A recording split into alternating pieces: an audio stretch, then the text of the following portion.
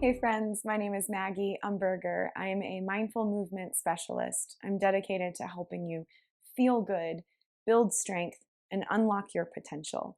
And today, I want to talk about something that really is the marriage of all of those things and is kind of why I do what I do.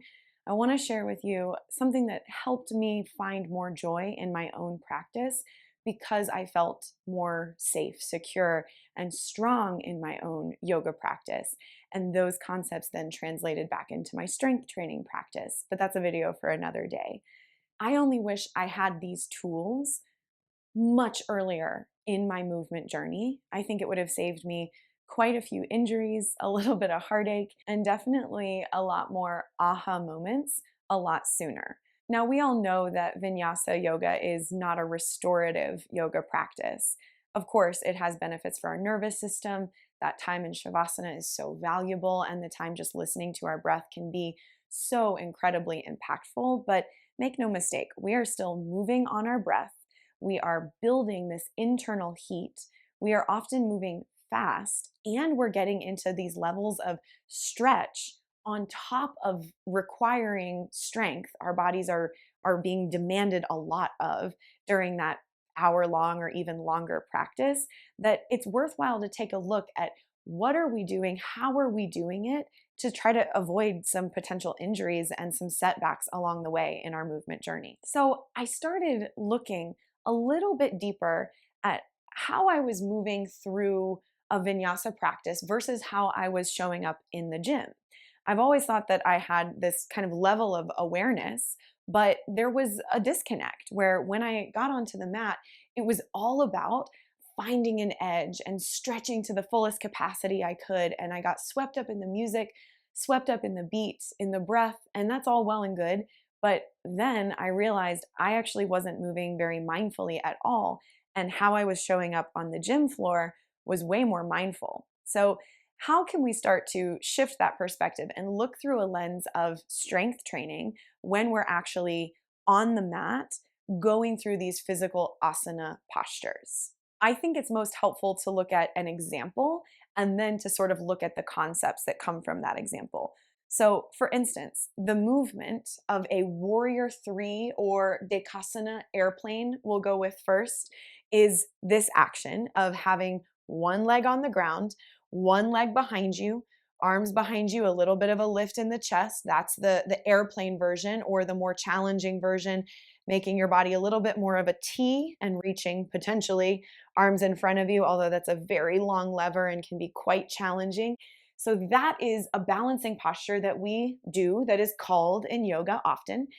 Also, you might find in a gym setting something that looks really similar, a single leg deadlift. So that is standing on one leg, one foot behind you, core intact. This time you might be holding a weight. If not, you're still in body weight and you're using the support of your core and pretending like you're holding weight because you want to be moving with structural integrity as you come in and out of that. So the two shapes kind of look similar.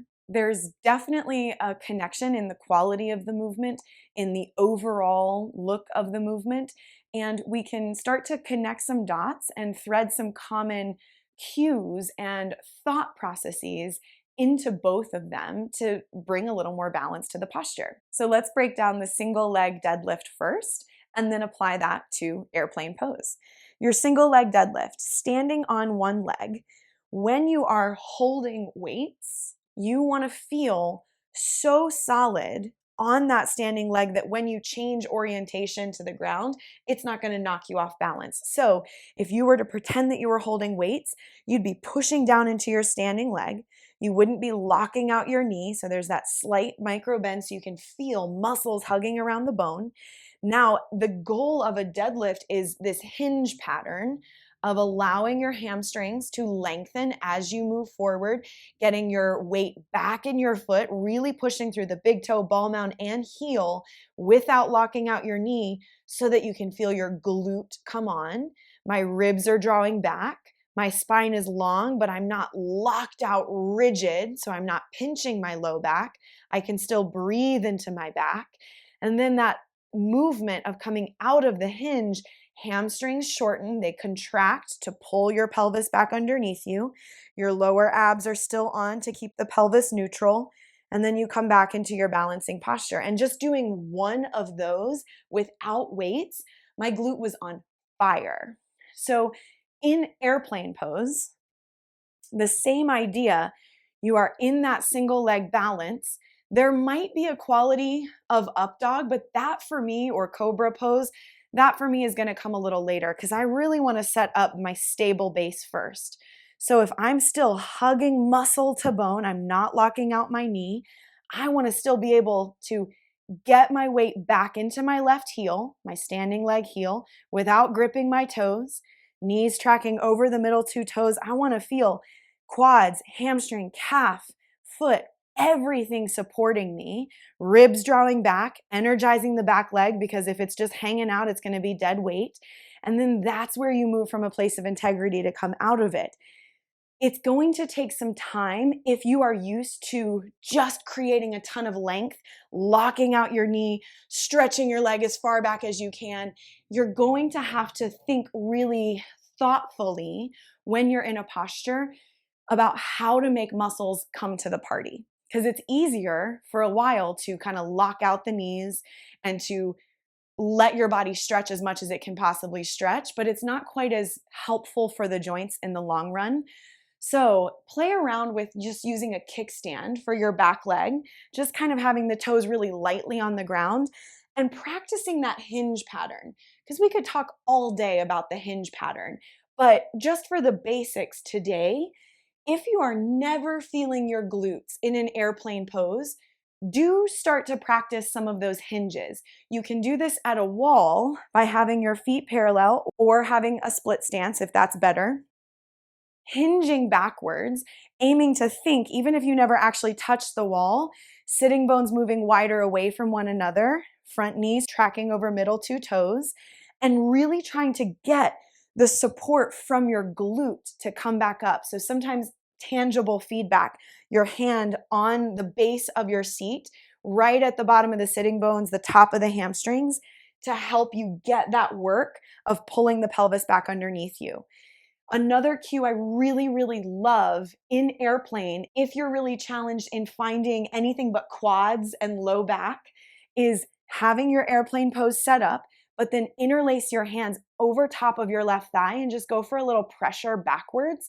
When you can kind of nestle your femur bone, your upper thigh bone, back into the hip socket more, you kind of open up the glute a little more and take and alleviate a little bit of the quads, which can be super, super nice just for gaining some awareness.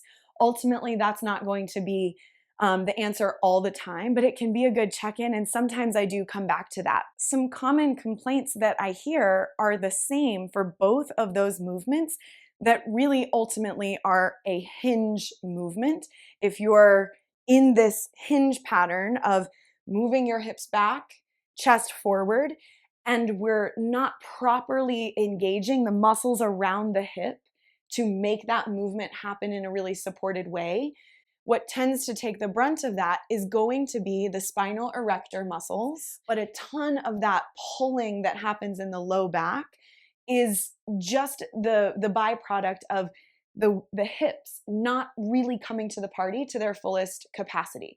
But if you're never thinking about that in the context of yoga, and all we ever do is exaggerate the back bend, which is part of the cue of an airplane pose, or you're increasing the lever, reaching your arms more forward, which is just making it more challenging to keep your body upright, then of course over time, we're going to start to see some of those aggravations. And so infusing these elements of strength, bringing more muscles to the party in these movements in a yoga practice can be really, really wonderful to help your practice be more sustainable and to actually help you build strength over time. This is just one example, and you can find those threads throughout the whole entirety of a vinyasa sequence, and you'll find some threads of yoga on the gym floor too. So I encourage you to step outside of your comfort zone a little bit and try some different types of movement, because one type of movement is always going to help inform another,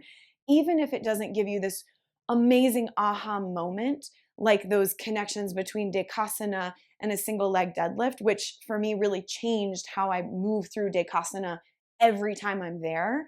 But it might still give you a new window, a new lens to look through, which eventually is going to help you in some capacity. I'm such a firm believer of that.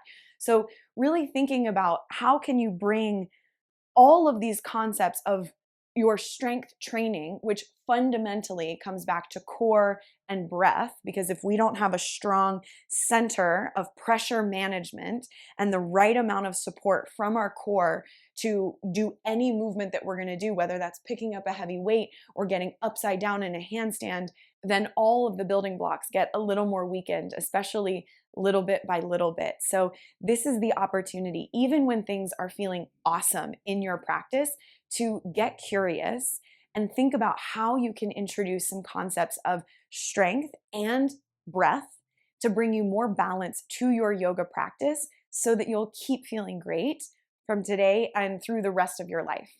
So be sure to subscribe to my newsletter where you can find more movement tips just like this, as well as full-length practices and so much more. I look forward to seeing you on the mat soon.